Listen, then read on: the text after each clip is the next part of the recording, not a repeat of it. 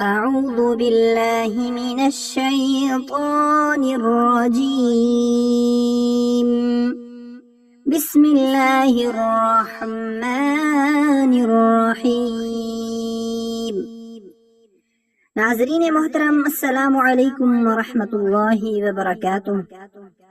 Welcome کرتے ہیں ہم اپنے اس یوٹیوب چینل مسلم ٹیچر میں۔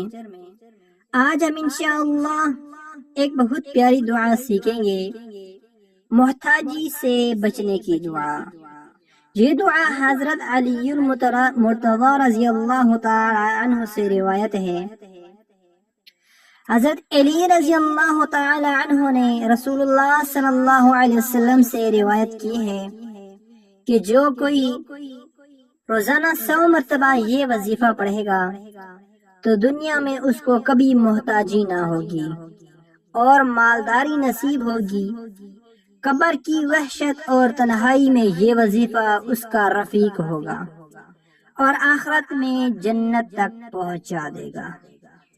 بہت ہی پیاری دعا ہے، اس دعا کو روزانہ 100 مرتبہ پڑھیں۔ چلیں اس دعا کو سیکھتے ہیں۔ بسم اللہ الرحمن الرحیم۔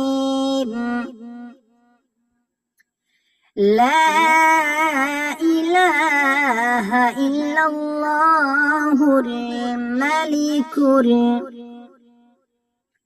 لا الہ الا اللہ الملک الحق المبین حق المبین